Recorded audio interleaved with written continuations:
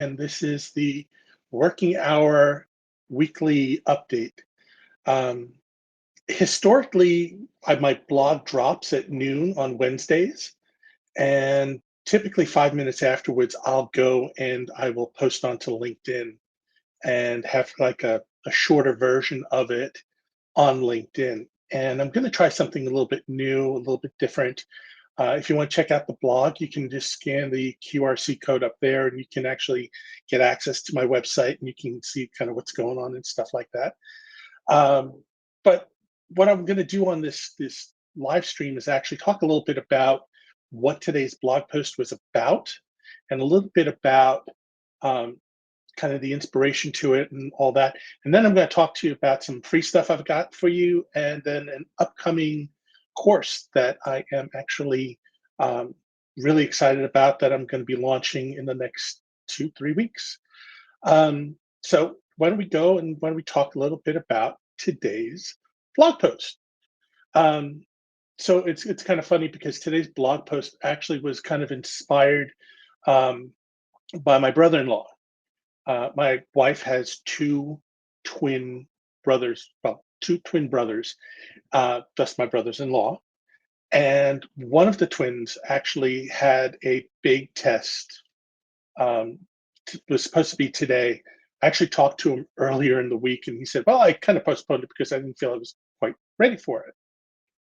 But before he postponed it and all this stuff, I did give him one bit of advice.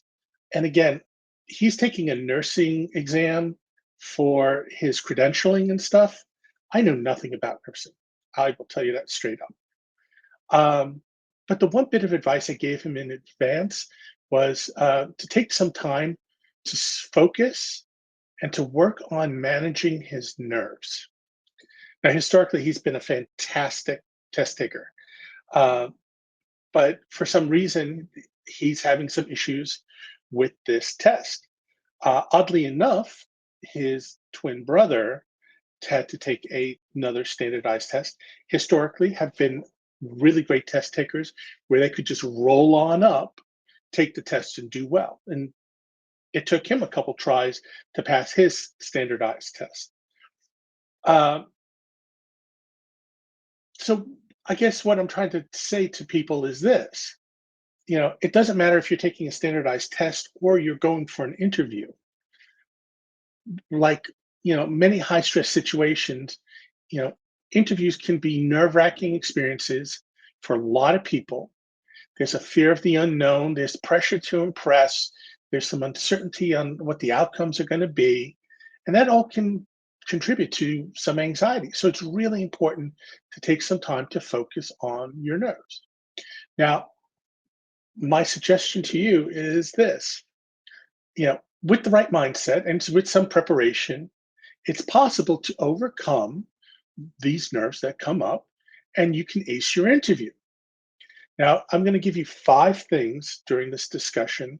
We're going to talk a little bit about them as well on what you can do to help overcome some anxiety when it comes to, your interviewing and doing those things. And again, this is stuff that you can actually use in other parts of your life. And let's dive in. So the first one I'm going to tell you is this. It's really, I think everyone has heard this over and over again. Prepare, prepare, prepare. Uh, One of the most effective ways to kind of reduce that anxiety and reduce stress is to be well prepared, not just kind of roll up and then figure out and then be, oops, surprised.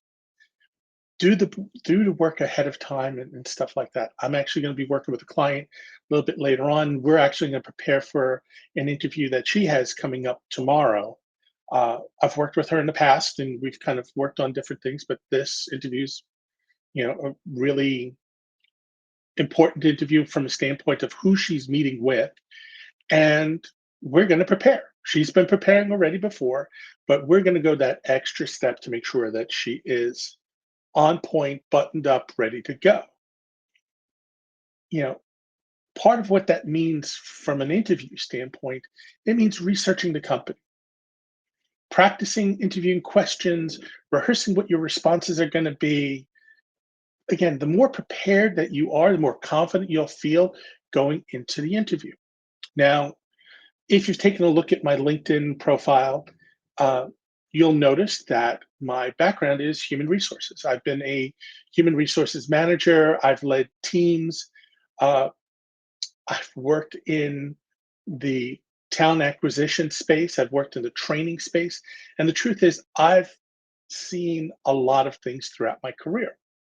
And I have seen people come in and on paper they look great. And when they came into the interview, they just bombed it. I mean, it was just terrible. If they would have taken a little bit of time to prepare and to do some of these things, I can't tell you how many times, again, I've worked for public companies, billion-dollar companies, and they didn't even know what we did. And they just kind of breezed in. And it's kind of a turnoff because as much as, you know, we were interviewing them for the position and they were interviewing us to see if we'd be a fit. From our end, it's like, okay, are you really invested in this job? Is this just a paycheck? And I know from my background, we always tried to hire people who really wanted to be there, who were really bought into what we were trying to accomplish and trying to do, and understanding that, okay, things may change and stuff, but at least initially have a buy-in and say, yeah, I want to be here. And the only way you can do that is to prepare and do that. The next thing is maybe a little bit, how can I say it? A little bit woo-woo in the sense of, if this is not your thing, I get it. Um, but it works for elite athletes, and it works in this case too. And that is to visualize success. Elite athletes will visualize the end and say, this is what the outcome's going to be. And, you know, it's if you take some time before your interview and think about successful outcomes that, hey, I am going to be successful. I'm going to get this job. I am prepared. I am qualified. And I know that I'm the best person for this job. And part of the things would be to, imagine yourself answering questions confidently. Because again, your nerves are going to be high and everything. You want to visualize how you're going to build rapport. And hey, I've done some research on the people I'm interviewing, and we have some commonality. We've worked in similar places, or we've gone to the same school. Uh, I can't tell you how much, like, sometimes coming from the same school gives that commonality and gives that bond that, again, a connection that you may not believe, oh, this is important, but it really is. The other thing is it sets you up for a positive mindset and it helps calm your nerves. So, number three is to practice visualization techniques. Techniques like deep breathing, meditation, and like I said earlier, visualizing can help calm those nerves. I know before I used to go into interviews, and what I tell people is this: I want you to go into this situation relaxed. I want you to show up early, get your parking, get whatever you need to do, get that out of the way. I've lived in major metropolitan cities where traffic is an issue. And the last thing you want to do is you want to come in rushed. But even if you do end up being delayed and you're kind of pushing it close, you can take a few moments just to take some deep breaths, relax, calm yourself down. Now, you may not have time to do a full blown meditation and actually sit down and kind of focus yourself.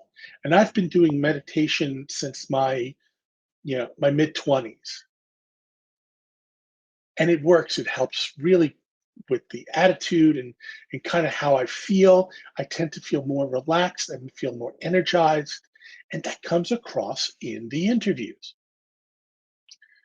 The next thing is to get a good night's sleep. Now it's kind of funny. Um, yeah, everyone goes, "Oh, I'll sleep later on. I really need to cram. I need to focus. I need to do whatever it is." But the restorative ability that your body takes over when you go to sleep, and you go to sleep at a decent hour, which means it's kind of dark outside. And for those of you who live um, in places where it's kind of far north, daylight may be stretching a little bit more, especially this time of year. Uh,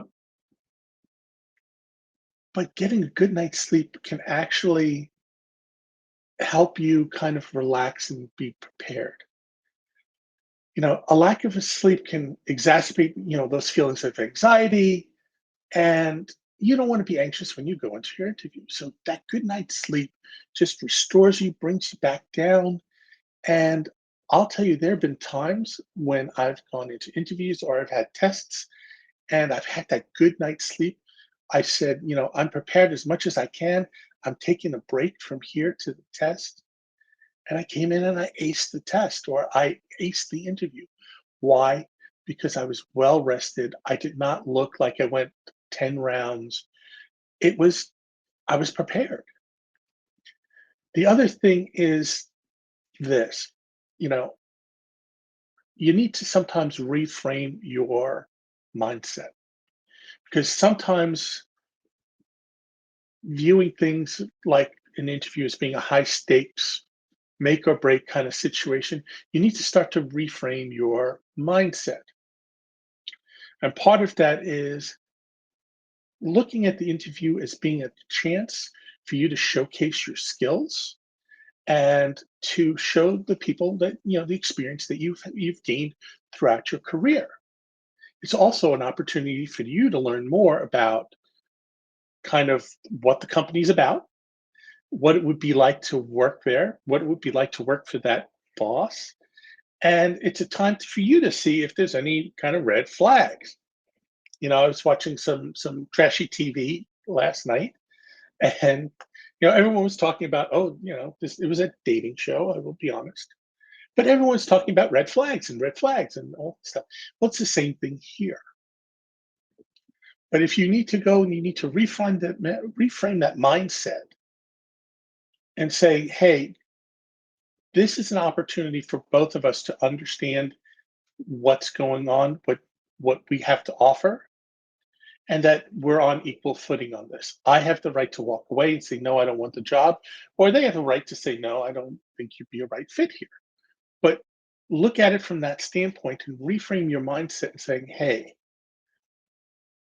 I'm going into this understanding that, you know, it's going to be an opportunity for me to showcase who I am, and I'm going to take full advantage of that. It's kind of funny. Like I'll cruise LinkedIn and I will kind of read different articles and stuff like that.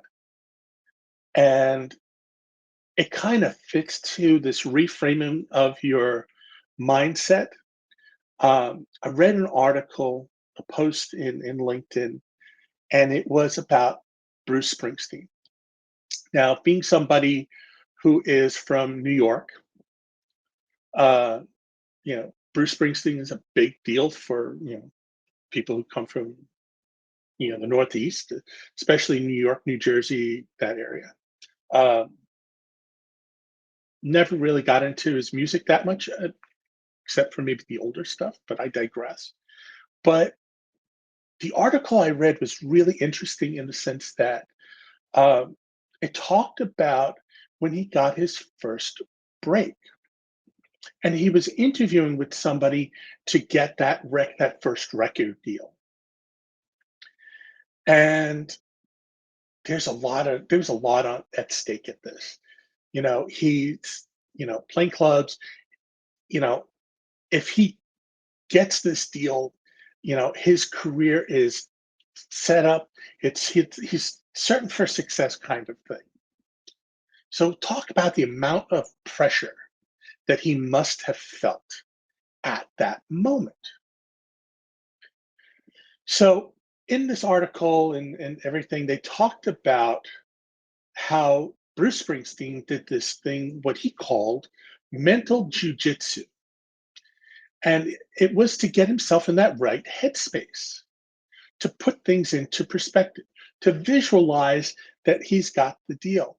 And instead of really freaking out talking to this person, you know, he didn't take it as a personal assessment of what they had, what he was doing, and all this stuff.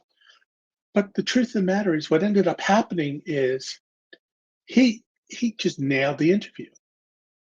And the person had said, you know, this person needs to be signed to Columbia Records. And he ended up getting a 10 record deal out of it, and then became one of the biggest artists. Even today, he's relevant. Okay. You know, one thing I can tell you is, like, from an interview standpoint, it's important to be in that right mind space, to do that mental work and kind of get yourself in the right headspace. Again, athletes do it all the time. Bruce Springsteen did it. Hell. But, you know, a lot of times we put so much weight on the interviews and stuff like that, you know, and we make it so much more than what it really is. And we make it a personal assessment on who we are and whether or not we're worthy and stuff like that. When the truth of the matter is, all we're looking for is to see if there's a mutual match, whether or not I feel you can do the job and whether or not you feel that I'm going to treat you well and pay you well and do those things. So the one thing I can tell you is this: don't take yourself out of the mental game, or don't take yourself out of the game even before it starts. So get your mind frame, your frame of mind in the right space. Now, again, interview anxiety is a common practice, and everyone experiences it at some point in time.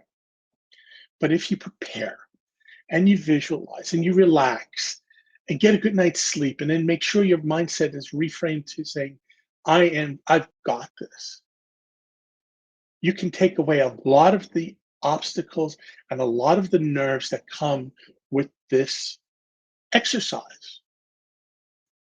And remember, it's an opportunity to showcase your skills and your experience. So approach it with confidence. So that's kind of what this blog post was about, and kind of went through it. And I hope it was kind of helpful. Uh, the other thing, what I'm going to tell you is, I've been really busy and hard at work uh, doing some stuff. And one of the things that I've been working on is, last week I actually did a free webinar, masterclass, whatever you want. Uh, and basically, it was oh, wrong one. Here we go. It was the three things that you can do to prepare for a possible job change or layoff. And kind of what I talked about in that master class was the three things that you should do if you're thinking about changing jobs, or you fear, or you may be affected by a layoff. And if you scan the code in the bottom of your screen, you'll actually be able to get to that master class. You'll just fill out some basic information, name, email, and just click it, and you'll get access immediately. Um, you know, Things I talk about there is kind of, you know, getting your money straight, and making sure that you've gotten a handle on kind of what's going on. So at least that part of your head is clear, and it goes into mindset too. The next thing is talking about preparing and getting your ducks in a row. And then the final thing is actually having a plan, and figuring out what that plan is. So again, if you want to gain access to the master class and stuff like that, it's absolutely free. Um, feel free. You know, I put it out there for people to use and to gain and get access to. And, you know, this is my way of kind of giving back.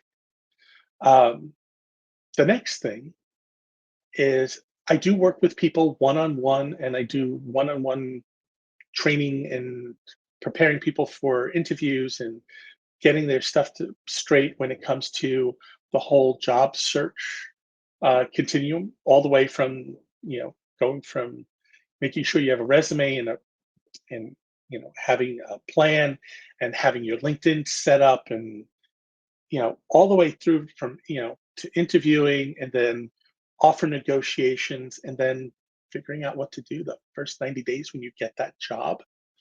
I can't tell you how many people miss that opportunity to really solidify their place in their new position. Um, this is some of the stuff that I do. So if you want to go and you want to book a free informational meeting, I'd be glad to sit down with you. It usually takes about 30 minutes.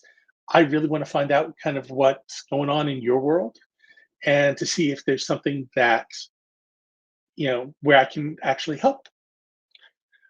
Um, the next thing, and I kind of mentioned it earlier at the beginning of this live stream, is I actually have been working on this for a little bit. And it's gone through different iterations, and I finally, you know, said to myself, it's time to get off the pot kind of thing, and you need to get this out here. Partly because there's a lot of people out there, and a lot of people that I'm seeing are struggling with some of these things, um, that you need to put a class together. You have this knowledge, you have this experience, you've done this, you've done this in your career over and over and over again. In fact, I worked for a major Fortune 500 company. And my job was actually to help people get jobs either within the company or external from the company because they were going through a massive layoff. And it was part of their values to make sure that their former employees were well taken care of. Wow, you know, you kind of look at that and say, that is very forward thinking and very uh, progressive of the company. And yeah, it was. There's not many companies that actually go do that and do that for everyone who's been affected by the layoff. And it just was part of their values. So, with that, I'm going to tell you the course that I put together is called the Hiring Season Essentials. Now, you may ask, why did I call it the Hiring Season Essentials? Uh, I told you earlier, I worked in human resources as a manager, as a recruiter, as training. I've basically done, when it comes to human resources, I've had some rotation in different parts of the discipline. So I have a really well rounded background. And when I was a headhunter and when I was in recruiting, there was typically 2 times in the year where I got incredibly busy. And those times were, you kind of could figure out the first time. The first time would be the beginning of the year. You know, brand new budgets, people were hiring for the new year, new projects, all these things. So that's the first time. And that's kind of self evident. And we can talk at another time about the December effect, um, that you should be looking for work in December because when those budgets open up in January, you're ahead of the game kind of thing and preparing then. But the second time of the year, oddly enough, is coming up. And that is right about that mid-August timeframe. It's the time when people have finished with their vacations, and we're coming up to the 4th of July next week, which is honestly trying to get a hold of somebody. 4th of July week, and especially this year, where it falls on a Tuesday, a lot of companies are going to be getting off a flex holiday on the Monday, which means people will have a 4-day holiday. Isn't it great? Now, if they don't do that, a lot of people, what they'll do is they will go and they'll say, hey, I'm going to take off Friday. I'm going to take a week's vacation during 4th of July week. And then I'll have 2 weekends and I'll do that. And I've seen it done different ways. You become very creative when it comes to uh, taking your vacation time and putting it out there, especially when you've been an expat. And that's something that I've done in my career. I've been an expat twice. So you get very aware of when holidays are and when you can do things. But there's a lot of people that do that. So this week, honestly, is going to be a week where a lot of people are going to be out of the office. But getting back to what I was getting to, the second time of the year is right about that time when the kids go back to school, people are off of vacation, they're starting to get set up for the end of the year. And some of the discussions that are happening for these managers are this.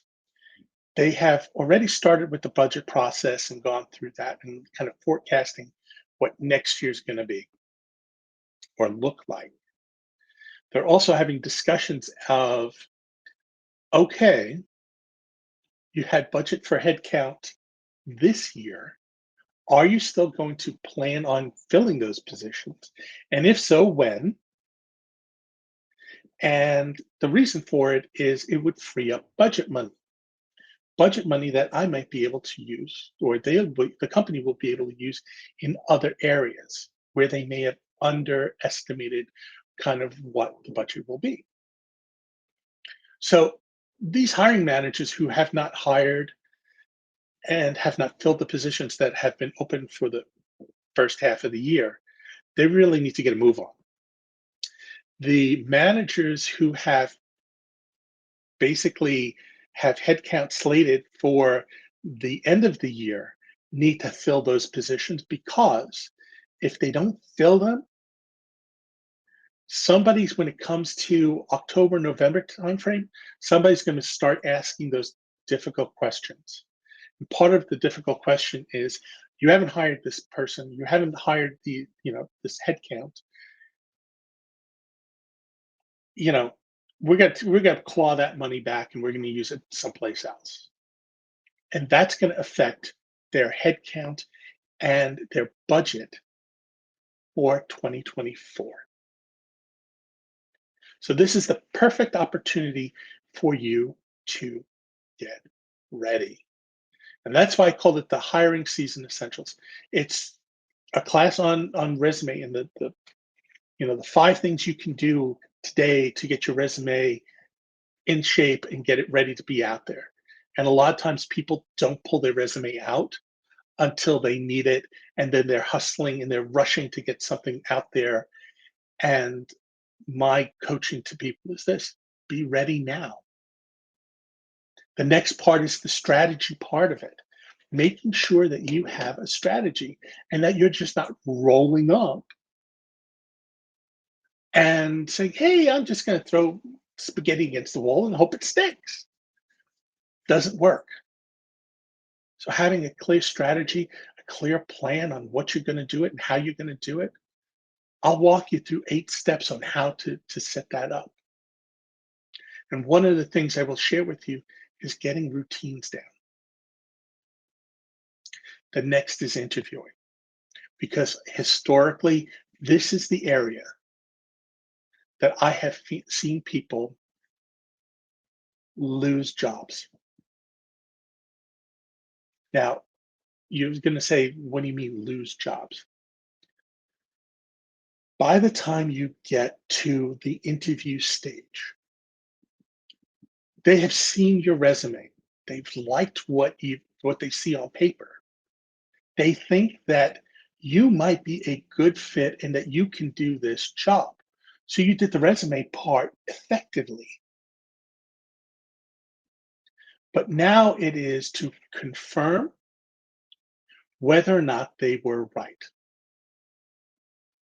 So I tell my clients this when they go and they get the interview. I say, congratulations, you've got the job. Now we're going to see if you're going to keep the job. And that's when it comes to the interview part of it. It's time to go and it's time to make sure that your skills are ready and that you are have your things down. And I go through the 10 things you need to do. Now, if you sign up, there's a bunch of freebies and all that other stuff. Go scan the code here. You can actually check out the page that kind of goes into detail on what the hiring season essentials is all about and all that. Now, again, if you have any questions or anything like that, uh, you can go to my website up here, um, scan it in, get into my website. You'll see on the lower, um, you'll see in the lower right-hand corner a little widget. You can click on it. You can send me a LinkedIn message. You can send me a text message. You can send me an email. Um, you'll actually see an email for myself, and you'll actually see an email for my dog. It's kind of funny. We call him the chief fun officer around here because he really kind of brings you down to you know where you need to be and puts you in the right mindset. Uh, but if you do click on Cooper, you will get a response. It won't be from the dog; it'll be from me. Uh, but I'd love to hear from you and see what it is and see how we could maybe work together. The other thing is, if you want, you can go and you can just book a free informational. You can scan it here, and again, it's absolutely free. It's about me understanding a little bit more about you and your needs and stuff, but also an opportunity, an interview to see if I'm the right kind of coach for you. So I want to go and I want to thank you very much for sticking around and seeing this. If you've got any questions or anything, again, feel free to go to my website and scan away and ask me those questions. I will see you next week with another topic, and have a wonderful week and have a wonderful 4th of July. Take care now.